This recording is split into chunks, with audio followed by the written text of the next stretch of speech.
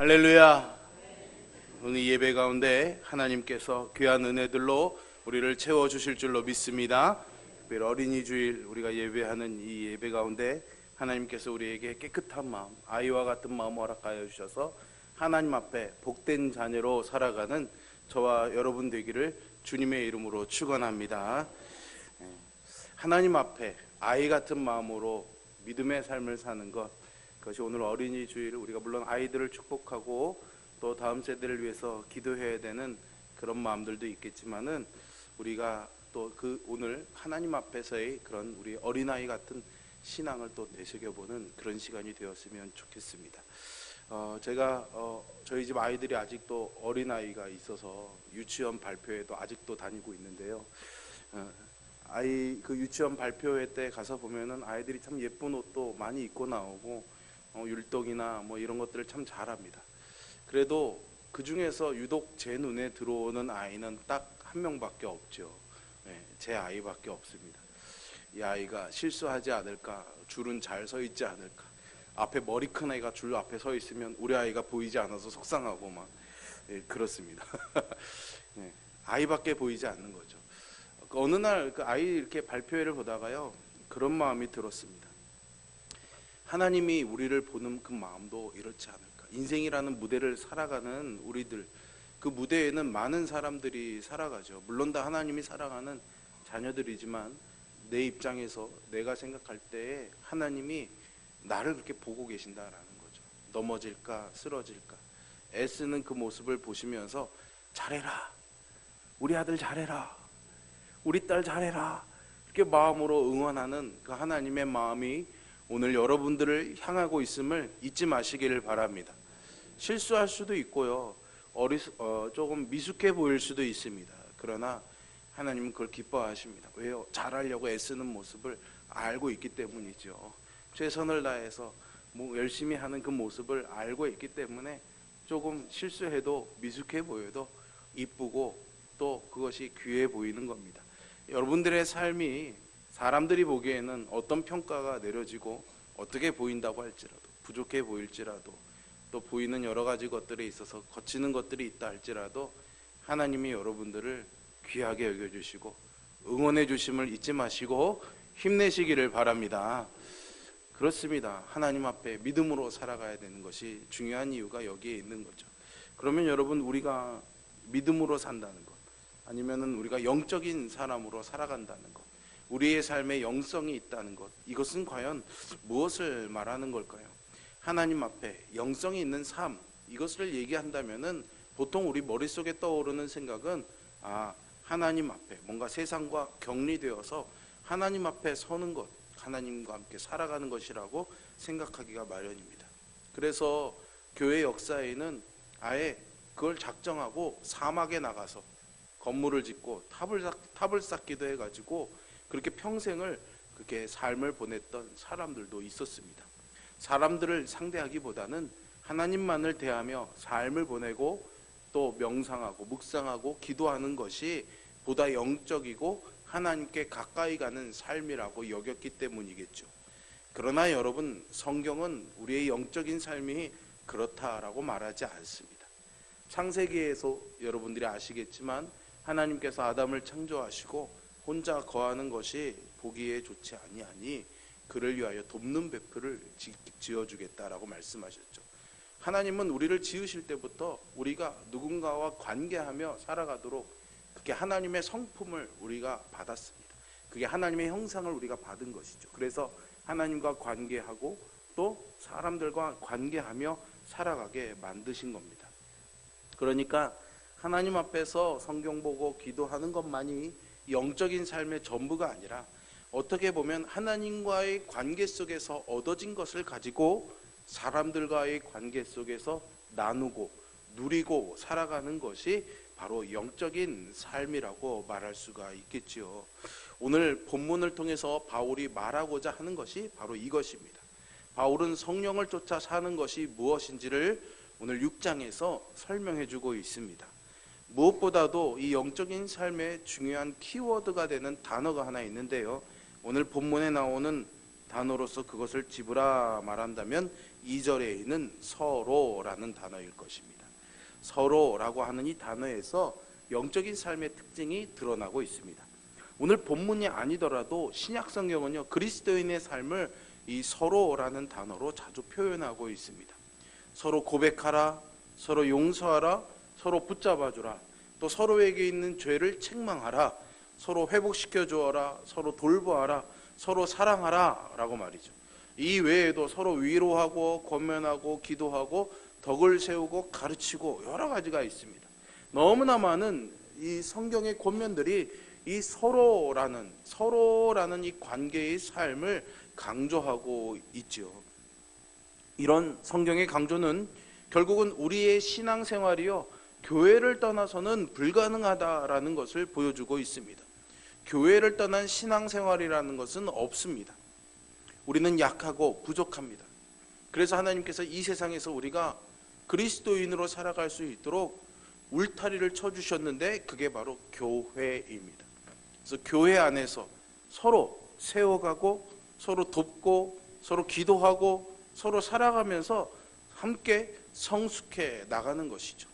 예전에는 무교회주의도 있어서 교회가 필요하겠냐라는 이야기들도 있었습니다. 물론 교회라는 곳이 항상 다 좋은 것만 있는 것은 아닙니다. 제가 인정합니다. 왜냐하면 우리 안에 그리스도를 믿음으로 성령이 오셔서 우리를 거룩한 삶으로 인도해 가시지만 지난주, 지지난주에도 나눈 것처럼 우리 안에는 또 육체의 소욕이 남아있기 때문에, 내 옛모습이 남아있기 때문에 그것이 또 우리를 육체의 일로 이끌어가기 때문입니다. 그래서 우리가 성령을 따르지 않으면 그런 육체의 소욕들이 드러나오게 되니 교회 안에서 그런 것들이 드러나게 되면은 때로는 그것이 상처가 되기도 하고 갈등이 되기도 하고 다툼이 되기도 하고 분열이 되기도 하는 것이죠. 그게 교회입니다. 그러나 여러분, 그런 연약함과 부족함이 있음에도 분명한 사실 한 가지는 하나님께서 하나님의 자녀들을 지키시려고 온전하게 우리들이 믿음으로 살 수 있도록 주신 선물이 바로 교회인 줄 믿으시기를 바랍니다. 그러니 여러분들이 이 신앙의 삶을 교회 안에서 누려가시기를 바랍니다. 기왕이면은 교회 안에서 관계를 맺고 교제함으로 세워갈 수 있기를 바랍니다. 단지 이 예배에 와서 예배를 드리고 가는 것만으로 신앙생활의 전부라고 말한다면은 충분하지 않습니다. 예배를 드리는 것, 그 안에 은혜도 누려지지만 성도 간의 구역의 예배를 통해, 기관의 모임을 통해, 봉사하는 일을 통해, 섬기는 일들을 통해, 서로 함께 모여서 또 기도하는 일들, 여러 가지 것들을 통해 서로 함께 하면서 우리가 신앙의 성숙을 이뤄갈 수 있는 것이죠. 바울은 그러한 교회 안에서 우리들이 서로 무엇을 하면서 살아가야 되는지 그리스도인의 삶의 자세를 몇 가지 가르쳐 줍니다. 첫 번째는 1절에서 보는 것처럼 바로 잡으라 라는 겁니다. 이것은 형제 중 누군가가 범죄한 일이 드러났을 경우에 주는 권면입니다. 여러분, 교회 생활을 하면서 누구나 이런 범죄에 빠질 수 있습니다. 사회적인, 도덕적인 범죄에 빠질 수도 있지만 영적인 범죄에도 우리가 얼마든지 빠질 수가 있는 거죠. 이런 일은 언제든지 일어날 수 있는 일이고 누구에게나 일어날 수 있는 일입니다. 이때 어떻게 하는 것이 바로 영적인 삶이고 성령을 쫓아 사는 것인가 하면은 그를 바로잡아주는 것이다 라는 거죠. 그를 회복시켜주는 것이다 라고 오늘 본문은 분명히 말해주고 있습니다. 여러분이 바로잡으라 라는 이 바로잡고의 말의 본래의 뜻은 무엇이냐 하면은 뼈가 부러지거나 탈골되지 않습니까? 그러면은 이 뼈를 바로 붙여줘, 자리를 서로 이렇게 뼈를 원래 상태로 맞춰줘야 되겠죠. 탈골이 되면 껴줘야 되겠죠. 바로 잡는다는 말이 그런 의미입니다. 무언가 결함이 생겼을 때 그 결함을 고쳐서 원래 상태로 돌려놓는 것이죠. 한 사람이 범죄로 넘어졌을 때에 사실은 우리는 먼저 비난하는 일이 먼저 오게 되어 있습니다. 그러나 성령의 인도하심을 받는다면 바로잡으라는 거죠. 그런데 바로잡기 위해서 먼저 해야 할 일이 있습니다. 그 잘못을 정면으로 대면해야 되는 겁니다. 예수님께서도 마태복음 18장 15절부터 권면하시는 그 말씀에서요, 내 형제가 죄를 범하거든 가서 너와 그 사람만 상대하여서 권고하라. 그러니까 범죄한 그 형제를 가서 만나라고 하는 겁니다. 그저 뒤에서 기도하거나 잘 되기를 바라는 마음으로 응원하는 것도 좋지만 그를 만나야 된다라는 것이죠. 그렇게 해서 들으면 형제를 얻는 것이고, 만약에 듣지 않으면은 다른 두세 사람을 데리고 가서 너가 한 그 권고의 증인이 되도록 해라라는 겁니다. 그래도 듣지 않으면 교회에 말하라라는 것이죠. 어쨌든 그 사람을 만나야 되는 거, 상대해야 되는 일이 필요한 겁니다. 그렇지 않고는 사실은 그 사람을 바로잡을 수가 없는 거겠죠. 여러분, 뼈가 부러졌는데 뼈를 바로잡아 주지는 않고 아유 아파서 어떡해 그러면서 살 위에다가 열심히 안티프라민만 막 발라주면은 낫습니까? 물론 아물기는 하겠지만 뼈가 제대로 붙지 않을 수도 있겠죠. 바로잡기 위해서는 그 문제를 바로 다루어야 되는 겁니다. 그런데 이게 사실 인간적인 입장에서 쉬운 일은 아닐 것입니다. 교회는요, 전통적으로 예수님께서 이렇게 하라고 하신 조금 전에 마태복음 말씀에 근거해서 소위 권징이라는 것을 중요하게 여겨왔습니다. 권징이죠. 권하고 징계한다라는 의미입니다. 많은 사람들이 이 권징을 단순히 벌 주는 것으로만 생각합니다. 그러나 권징에서 나오는 말처럼 권하는 것이 먼저인 것입니다. 그래서 성경은 권징의 본질을 언제나 벌 주는 것이 아니라 고치는 것, 바로잡는 것이다 라고 말씀하고 있는 거죠. 바울은 오늘 본문에서 이 바로잡는 일을 해야 할 사람이 누구냐? 신령한 너희다 라고 말하고 있습니다. 그냥 너희가 해야 돼 라고 말하지 않고 신령한 너희가 해야 돼 라고 말합니다. 그러면 뒤집어서 생각하면 너희가 신령하니까 해야 되는 일이야 라는 거겠죠.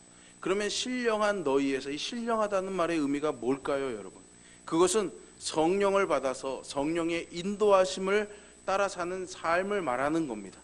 그러면 누가 성령을 받습니까? 100일 기도한 사람이 받습니까?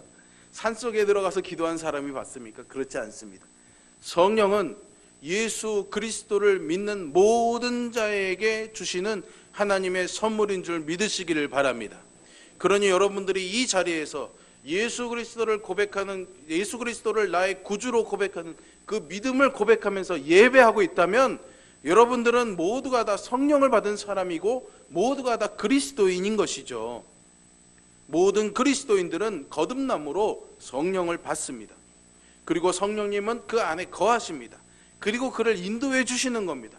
물론 육체의 소욕이 남아 있어서 범죄할 수는 있습니다. 그러나 본질적으로 예수님을 구주로 고백하는 사람, 그 사람은 그리스도인이고 성령의 사람인 것이죠. 그래서 신령한 너희라고 말하는 겁니다. 여러분, 교회 안에 있는 모든 사람들이 다 해야 된다는 거예요. 그리스도인이니까. 근데 이 신령한 너희, 굳이 신령한이라는 단어를 쓴 데에는 약간의 바울의 그런 언어 유희가 있습니다. 약간 비꼰 겁니다.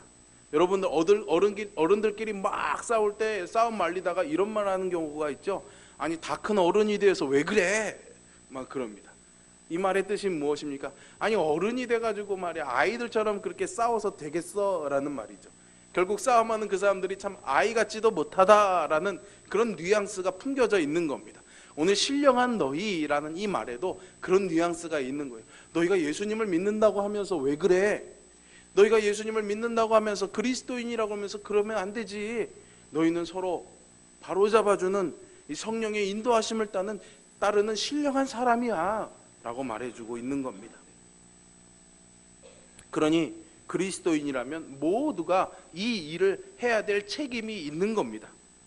그리스도인으로서 성숙한 사람과 미성숙한 사람을 나누어서 이 일을 그저 성숙한 사람에게만 맡기는 것이 아니라 모든 그리스도인들이 다 이렇게 해야 된다는 것이죠.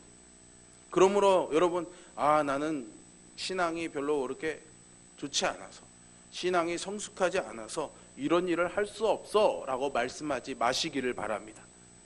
우리가 주님의 말씀대로 살아가는 것은 자격이 되어서 하는 사람은 아무도 없습니다.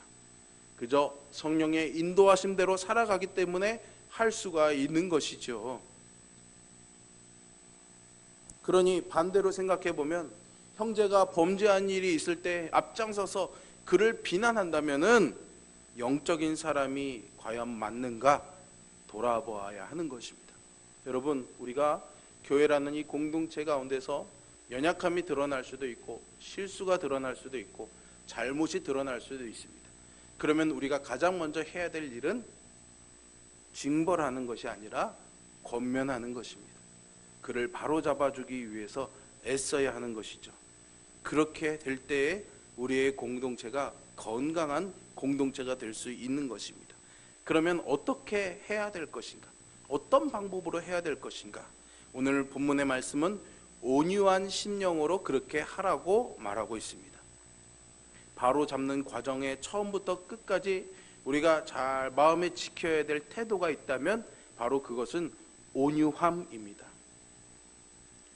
온유함은 앞서도 지난주에 말씀 나누었지만 성령의 열매 가운데 하나이죠. 진정한 겸손이고 다른 사람을 향한 배려다라고 말할 수 있습니다. 내 기준이 아니라 그 사람의 기준에서, 내가 부족하기 때문이 아니라 나는 충분히 그러고도 남음이 있지만 그 사람이 약하기 때문에, 그 사람의 기준은 이러하기 때문에 그것을 이해하고 배려해 주는 것, 그것이 바로 온유함이다라고 말할 수 있습니다. 이 온유함으로 바로잡는 소리를 한다면은 그것이 싫을 수가 없겠죠. 그러나 온유함 없이 무언가 권면하는 말을 한다면은 그것이 듣기 싫고 인정하기 싫은 법이겠죠. 여러분, 정죄하는 마음으로가 아니라 온유한 마음으로 해야 됩니다. 뿐만 아니라 너 자신을 살펴보아서 너도 시험을 받을까 두려워하라, 이렇게 말합니다. 여러분, 나도 그 사람처럼 실수할 수 있고 그 사람처럼 범죄할 수 있는 그런 존재 아니겠습니까? 그런 마음으로 겸손해야 한다라는 것이겠죠. 하나님께서 우리에게 범죄한 사람을 재판하는 재판관이 되라고 하지 않습니다. 그의 형제로서 그를 바로잡으라고 말씀하는 거죠. 우리가 어떤 형제의 잘못을 다룰 때 그 사람을 얕잡아 보기가 얼마나 쉬운지 모릅니다. 그렇게 해서는 안 되겠습니다. 서로 돌보고 서로 바로잡아주는 그런 성도 간의 섬김이 있을 때에 우리가 함께 성숙해 나가는 것이죠. 우리가 영적인 삶을 살아간다는 것에 대해서 오늘 바울이 두 번째로 우리에게 권면하는 것은 서로 짐을 지라라는 이 명령입니다. 이 명령은 전제가 있습니다. 서로 짐을 지라라고 했으니까 이미 짐을 지고 있는 겁니다. 그렇죠. 그리스도인이라고 해서요, 인생의 모든 짐들로부터 면제된다라는 생각은 우리가 내려놓아야지 됩니다. 우리가 비록 그리스도인이라지만 우리의 인생에도 많은 짐들이 있습니다. 오늘 본문에서 말하는 짐은 슬픔, 염려, 아니면 실패, 가난, 실직이 될 수도 있고요, 외로움이 될 수도 있고요, 육체적인, 영적, 어떤 정신적인 질병, 가정적인 위기, 침체, 이런 것처럼 인생을 살면서 우리가 경험하게 되는 많은 어려움들을 의미합니다. 놀라운 것은요, 오늘 본문에서 이 짐을 어떻게 하라고 하는가 하는 겁니다. 보통 성경의 말씀은 그 짐을 어떻게 하라고 합니까? 주님께 맡기라고 합니다. 예수님이 말씀하셨죠. 수고하고 무거운 짐진 자들아, 다 내게로 오라고 말이죠. 베드로전서에서도 너희 염려를 다 주께 맡기라. 염려를 목사님께 맡기라 하지 않았습니다. 주님께 맡기라, 그렇게 했습니다. 여러분들의 염려는 여러분들의 것이 아닙니다. 여러분들이 그 염려의 주인이 아닙니다, 여러분. 왜냐하면 우리가 그 염려를 다룰 수 있는 능력이 없기 때문이죠.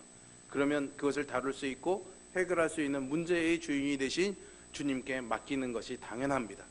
주님께 여러분들의 그런 염려와 근심과 문제들, 그 인생의 짐들을 기쁨으로 맡길 수 있는 저와 여러분 되기를 주님의 이름으로 축원합니다. 그런데 오늘 바울은요, 주님께 맡기라고 말하지 않고요, 뭐라고 말합니까? 서로 지래요. 서로 힘들게 살라고 그러는 걸까요? 왜 서로 지라고 그랬을까요? 바울이 강조하는 강조점이 조금은 다르기 때문입니다. 하나님께서는 우리의 짐을 대신 져 주십니다. 그 짐은요, 도저히 내 힘으로 어떻게 할 수 없는 죄의 짐이죠. 그 짐을 그리스도의 십자가에서 우리에게 벗겨 주셨습니다. 그리고 우리 인생에 경험하는 모든 문제들을 가지고 오라고 하셨습니다. 그런데요, 우리가 잊지 말아야 될 것이 있는 것은 하나님께서 우리에게요, 믿음을 주셔서 그 믿음의 형제들을 통해서 그 짐을 나누어지게 함으로써 가볍게 해주시는 방법을 선택했다라는 것이죠. 좀 지나친 해석일 수도 있겠지만 예수님께서 수고하고 무거운 짐진 자들아 다 내게로 오라라고 하셨습니다. 그러면 그 다음에 내가 그 짐을 대신 져주겠다라고 하지 않으셨어요. 뭐라고 하셨습니까? 내가 너희를 쉬게 하리라. 짐을 어떻게 하겠다라고는 아무 말씀을 안 하셨어요. 근데 오늘 바울은 그 짐을 서로 지라고 하고 있잖아요. 이 두 개를 제가 연결해서 생각해 보니까 이런 것 같아요. 하나님이 우리가 인생의 무거운 짐을 지고 가면은 하나님 나 이거 무겁습니다. 오 그래 잘 왔어. 어이 김 집사님 힘 좋잖아. 이리 와. 이 짐 좀 대신 져줘. 이렇게 하신다는 거죠. 여러분 너무 기가 막히지 않습니까? 이게 바로 공동체의 원리입니다. 서로 함께 지게 하시는 거죠. 그래서 서로 가볍게 살아가게 하는 겁니다. 물론 여러분 벌써 여러분들 얼굴이 어두워지고 있습니다. 서로 짐을 지려니까 도대체 내 짐도 무거운데 누구 짐을 또 지라고 목사님이 저러시는 거야. 맞습니다. 짐을 지는 거 쉬운 일이 아니죠. 내 짐을 지고 가는 것도 힘들고 어렵습니다. 또 어떻게 생각해 보면요, 내 짐을 누군가에게 맡기는 것도 쉽지는 않습니다. 불편하고 미안하잖아요. 또 괜히 남의 짐을 져주겠다고 나서는 것도 그 사람의 삶에 괜히 간섭하는 것 같고 사생활을 침해하는 건 아닌지 머릿속에 아주 복잡해집니다. 그죠? 보살펴주고 싶고 관심을 가져줘도 그게 그 사람한테 부담이 될 수도 있잖아요. 근데 여러분 그런 기준들이 다 뭡니까? 우리의 인간관계 안에 우리의 가치를 따라 판단하는 판단입니다. 인간적인 도리라고 말할 수도 있겠죠. 물론 우리가 인간적인 도리를 잘 지키면서 그렇게 서로 잘 관계를 맺어가야 됩니다. 그러나 그런 인간적인 도리 안에 우리가 갇혀 사는 것이 아니라 사실은 우리는 하나님의 말씀을 따라 살아가고 성령님의 인도하심을 따라 살아가야 되는 것이죠. 세상의 생각은 어떨지 모르겠습니다. 그러나 성경은 분명히 우리에게 서로 짐을 지라고 말하고 있습니다. 이건 너무 중요합니다. 오늘날 우리의 생각과 판단과 느낌이 하나님의 말씀보다 더 위에 있다면 그것보다 더 위험한 일은 없겠죠. 인간적인 도리 잘 지켜야 됩니다. 그러나 하나님의 말씀보다 그것이 우리의 가치 판단에 우선이 되어서는 안 되는 거죠. 우리의 인생에 지는 짐들이 육체적이기도 하고 정신적인 것들도 있습니다. 그리고 또 영적인 것들도 있습니다. 우리가 형제의 짐을 져주는 것은 어떤 때는 기도로 따뜻하게 안아주는 것, 위로와 동정의 말 한마디로 할 수 있는 것들도 많습니다. 또는 구체적으로도 할 수 있는 게 있죠. 나의 시간과 정성을 들여서 그 사람을 돕고 몸으로 움직이는 겁니다. 집에 가서 일을 돕는다든가 아이를 봐준다든가 밥을 해준다든가 음식을 가져가 준다든가 하는 이런 여러 가지 방식으로 할 수가 있는 거죠. 그런데 여러분 그것도요 알아야 하는 겁니다. 알아야. 모르면은 할 수가 없는 겁니다. 그렇지 않습니까? 목사님들끼리도 이렇게 모이면은 가까이 지내는 분들도 있고 조금 가깝지 않게 이렇게 평소에 관계가 별로 없는 분들도 있습니다. 가끔 식사를 하거나 차를 마실 때 같이 자리에 앉게 되는데요. 평소에 가까이 지내는 분들은 지난주에 이거 잘 하셨어요? 아프신 것은 좀 어떠세요? 이렇게 물어보면서 서로 관심, 그렇게 얘기를 하다 보면 또 도울 수 있는 것들이 생겨납니다. 그런데요, 평소에 잘 얘기 안 하는 목사님 앞에 있으면 저도 답답합니다. 무슨 말을 해야 되지? 뭘 물어봐야 되지? 잘못 물어봐서 또 괜히 실수하는 건 아닌지. 그러니까 서로 서먹서먹하게 그냥 밥이 맛있네요. 오늘 날씨가 좋네요. 오늘 모임 참 좋았지요. 그냥 이렇게 하고 끝나버립니다. 알아야 돕고 알아야 짐을 져줄 수가 있는 거죠. 그래서 교회 공동체 안에서 우리가 신앙생활하고 함께하는 것이 중요합니다. 함께해야 이야기하고 알아갈 수가 있고 서로 짐을 져줄 수가 있는 거죠. 여러분 한번 생각해 보십시오. 내가 이 말씀대로 살기에 내가 과연 누군가의 짐을 져주기 위해서 그 사람에 대해서 누군가에 대해서 알고 있는 것이 과연 얼마나 있는가 말이죠. 아니면 누군가에게 기대는 것이 자존심 상하는 일이라고 생각될 수도 있겠죠. 그러나 성경은 그렇게 서로의 짐을 져주는 것, 그것은 내가 져주는 것일 수도 있고 누군가에게 나의 짐을 나누는 것이 될 수도 있습니다. 이것이 영적으로 사는 삶이라고 우리에게 분명히 말해주고 있습니다. 그러니 여러분들의 옆에 있는 우리 사랑하는 신앙의 공동체 우리 형제 자매들과 함께 서로 나누고 서로 짐을 지고 살아가는 그런 삶을 살아야 하겠습니다. 아멘이 별로 크게 안 나오네요. 옆에 있는 분한테 한번 이렇게 얘기해 보시겠습니까? 당신의 짐을 저에게도 나누어 주세요. 이렇게. 그러면 이렇게 한번 제 짐도 대신 져 주시겠습니까? 네. 여러분, 예수님께서 아까도 말씀드렸지만 수고하고 무거운 짐진 자들아 다 내게로 오라라고 말씀하셨죠. 이것은 어떻게 보면 너의 짐은 나에게 맡기고 너는 내가 사랑하는 너의 형제의 짐을 네가 한번 대신 져주겠니? 라는 당부일 수도 있습니다. 그러므로 여러분, 우리가 이 말씀대로 살아가려면 주님께 가까이 가야 됩니다. 그리고 짐을 지려면 튼튼해야 되잖아요. 힘이 없는데 어떻게 짐을 지고 갑니까? 그래서 은혜 안에서 강해져야 되는 겁니다. 그리스도께 가까이 가 여러분들의 짐을 맡겨야 형제의 짐을 질 수가 있는 것이죠. 그러니 여러분, 강건하십시오. 주께 가까이 가십시오. 그래서 주께 여러분들의 인생의 짐을 맡기고 그 홀가분한 마음으로 형제의 짐을 서로 지고 가는 믿음의 삶, 영적인 삶을 사시기를 주님의 이름으로 축원합니다. 이렇게 해서 우리가 하는 일이 무엇을 이루느냐? 오늘 본문은 그것이 그리스도의 법을 성취하는 것이다 라고 말해주고 있습니다. 그리스도의 법이 무엇입니까? 하나님을 사랑하고 이웃을 사랑하는 것이죠. 이것을 우리가 이룬다라는 겁니다. 어떻게 서로 사랑합니까? 서로 짐을 져줌으로써 사랑한다라는 거죠. 그러면 우리가 그리스도의 법을 성취하게 되는 것입니다. 그런데 여러분, 우리가 남의 짐을 잘 져주지 못하는 이유가 있습니다. 그것은 교만과 비교입니다. 여러분 3절을 보십시오. 만일 누가 아무것도 되지 못하고 된 줄로 생각하면 스스로 속임이다 라고 말하고 있습니다. 자기는 아무것도 아닌데 마치 뭐가 된 것처럼 그렇게 생각하는 것, 이게 교만인데요. 이런 사람은 남의 짐을 져주기 위해서 허리를 숙이고 고개를 숙이는 것을 낮아지는 것이라고 생각합니다. 마치 내가 종이나 되는 것처럼 여기기 때문에 남의 짐을 절대로 져줄 수가 없는 것이죠. 내가 뭐라도 된 것처럼 생각하기 때문입니다. 우리가 남의 짐을 서로 져주는 것을 하지 않는 데는 바로 이런 착각이 있을 수 있다고 말하는 겁니다. 아무것도 아니면서 뭐가 된 줄로 착각하고 있다는 거죠. 내가 그래도 너보다는 이건 괜찮은데 너의 짐을 내가 져줄 수 있겠어? 이렇게 생각하는 겁니다. 이런 착각은 결국 모든 관계에 실패를 가져옵니다. 진정한 관계, 깊이 있는 관계를 맺을 수가 없는 거죠. 내가 남의 짐을 져주는 것도, 내 짐을 누군가에게 주는 것은 이런 태도에서는 불가능합니다. 또 하나 더는 내가 뭔가 됐다라는 이 생각을 피해야 되고, 또 하나는 하나님이 나를 어떻게 보시는가를 생각하는 것입니다.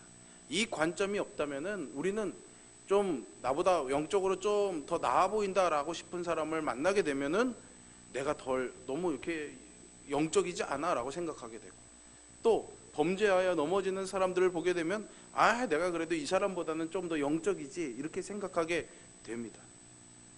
이것은 여러분 잘못된 비교입니다. 이것은 우리가 남의 짐을 져주지 못하는 또 하나의 이유가 되는 거죠. 하나님의 관점을 가지지 못하는 겁니다. 우리는 끊임없이 사실은 남과 비교합니다. 두 사람만 모여도 한 사람과 서로 비교하는 거죠.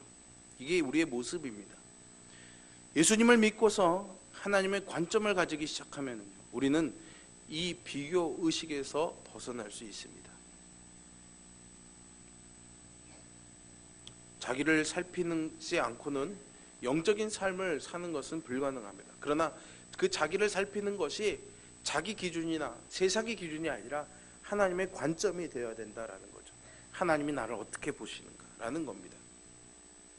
종종 우리가 미성숙한 그런 모습을 드러냄으로 인해서 다른 사람과 자신을 비교하게 되고, 그런 판단 속에서 자기를 끊임없이 연민하거나 침체에 빠져들기도 합니다. 그러나 성경은 각자의 일을 살피라고 명령합니다. 여러분들이 하나님 앞에서 나의 삶을 정직하게 돌아볼 수 있다면 결코 남과 비교하는 일을 하지는 않겠죠. 그러니 하나님 앞에서 자신을 돌아보라는 것입니다. 그렇게 하면 남과 비교하지 않고서도 자기가 성숙하는 것으로 인해서 충분히 기뻐할 수 있다라고 성경은 말해주고 있습니다. 근데 5절에 가시면 재밌는 본문이 나옵니다. 5절에 가시면 각각 자기의 짐을 질 것이라. 이게 무슨 말입니까, 여러분? 아까는 뭐라고 그랬습니까? 짐을 서로 지라고 했습니다. 근데 5절에서는 뭐라고 말하고 있습니까? 네 짐은 네가 지고 가. 이게 뭔 소리입니까? 갑자기 몇 절도 안 되는데 말이 확 바뀌었습니다. 사실 우리말 성경, 우리 한글 성경에는 이것이 전부 다 짐으로 번역돼서 이런 오해를 가져올 수 있는데요. 원래 원문인 헬라어는 이 짐이 단어가 다릅니다. 그러니까 2절에 나오는 짐과 5절에 나오는 단어가 다릅니다. 뭐라고 무슨 단어인지는 말씀드려도 여러분들이 잘 모르실 거고 저도 발음을 잘 못하기 때문에 하진 않겠습니다. 어쨌든 다른 단어입니다. 2절에서 쓰여진 짐은요, 여러분 뭐 항공기나 왜 화물선 같은 데 컨테이너 같은 거 이런 거 들어가는 그런 큰 짐입니다. 큰 짐. 그 짐을 제가 들 수 있습니까? 못 지니까 서로 나눠지라는 겁니다. 5절에 나오는 짐은 여행할 때 매는 배낭 같은 짐입니다. 자기가 감당할 수 있는 짐이죠. 자기가 감당할 수 있는 짐은 각각 지라는 겁니다. 그러나 감당하지 못하는 일은 서로 나누어지라는 거죠. 우리 교회가 지금 뒤에 이제 여러분들이 교제할 공간인 카페를 증축해서 건축하고 있습니다. 이것은 저 혼자 할 수 있는 일이 아닙니다. 저 혼자 감당할 수 있는 일이 아니니까 여러분들이 함께 감당해 주셔야 되는 일인 겁니다. 금액의 많고 적음을 떠나, 기도의 많고 적음을 떠나, 정성의 많고 적음을 떠나서 내가 이 일에 우리 성도들이 교제하기에 좋은 그런 공간을 하나님이 땅으로 이미 주셨으니 거기에 이제 세우고자 하는 마음을 주셨으니 이 일을 서로 각각 지고 함께 나누어져야 되는 거죠. 그러나 내가 감당할 수 있는 일들은 감당해야 되는 거예요. 오늘 여러분들 앞에 이렇게 말씀을 전하기 위해서 말씀을 준비하고 바쁜 가운데도 잠을 좀 줄여가면서 말씀을 묵상하고 이 설교를 준비하는 이 일은 제가 감당할 수 있는 일입니다. 그러니 제가 지고 가는 것이죠. 그렇게 혼자서 질 수 없는 짐들이 분명히 우리 인생 가운데 있으면 그것은 서로 나누어지고 그것을 통해서 그리스도의 법을 성취하라는 하나님의 뜻이 있습니다. 그러나 내가 지고 가야 되는 짐이 있다면 이것은 하나님 앞에서 내가 책임져야 되는 몫이라고 생각하고 이런 짐을 스스로 감당해야 된다라고 권면하고 있는 것이죠. 이것이 바로 사랑으로 종노릇하라라는 그런 의미인 겁니다. 그래서 이걸 어떻게 구분하느냐? 성령님의 인도하심을 받으면 됩니다. 말씀을 묵상하는 가운데, 기도하는 가운데 내가 질 짐인지 나누어져야 될 짐인지를 성령님이 인도해 주시는 거죠. 그 인도하심을 따라서 나누어져야 될 때는, 또 내가 나누어 받아야 될 때는 겸손하게 내 것을 나누고, 아니면 형제의 것을 대신 져주는 겸손함과 온유함으로 그것을 대신해 주고, 내가 져야 될 짐들은 믿음의 결단을 가지고 지고 감으로 인해서 서로가 서로를 세워주고 서로가 서로를 유익하게 하며 우리가 함께 성숙해 가야 된다라는 것이죠. 오늘 본문의 말씀은 우리가 그리스도인으로서 홀로 외톨이 신앙생활을 할 수 없다는 것을 분명히 말해주고 있습니다. 반드시 교회라는 공동체 안에서 우리가 함께 성숙해 가야 됩니다. 그래서 하나님이 부족한 나이지만 그런 부족한 우리들을 모아서 교회라는 큰 믿음의 울타리 안에 우리를 두시고 우리를 성숙해 나가도록 인도해 주실 것이고, 서로 함께 성숙해 가라고 우리를 한 가족으로 불러주신 것입니다. 그러니 아무도 보지 않고 나는 하나님만 보면서 살 거야 라고 하지 마시고, 하나님도 열심히 보면서 내 옆에 있는 형제자매도 잘 보면서 달려가시기를 바랍니다. 운전할 때 앞에 있는 신호등과 길을 잘 봐야 되지만 옆에 있는 사이드미러도 잘 봐야 사고가 잘 나지 않잖아요. 뒤에서 누가 따라오고 있는지 룸미러로 잘 봐야 안전하게 운전할 수 있는 거잖아요. 우리가 그리스도인으로 성숙하게 살아가려면 인생의 우리 삶의 믿음의 목표를 향해서 앞을 잘 봐야 되지만 옆도 뒤도 잘 돌아봐야 안전하게 갈 수 있는 것처럼 여러분들이 주변을 둘러볼 수 있기를 바랍니다. 그것을 교회 안에서 우리가 함께 하기를 원합니다. 그래서 여러분들에게 이 교회가 삶의 중심이 되기를 원합니다. 하나님 중심, 말씀 중심, 교회 중심으로 살아가시기를 바랍니다. 그러니 여러분들의 삶에 무엇이 가장 우선이 되어야 되는가? 교회가, 말씀이, 하나님이 우선이 될 수 있기를 바랍니다. 내가 사는 곳도, 내가 하는 일들도, 사람들과의 만남도 다 이 교회라는 울타리가 중심이 되어야 되는 것이죠. 그리고 그 안에서 내 짐을 누군가에게 나누어 줄 수 있는지, 아니면 내가 누군가의 짐을 져줘야 한다면 과연 누구의 짐을 져줘야 될지 찾아보시기를 바랍니다.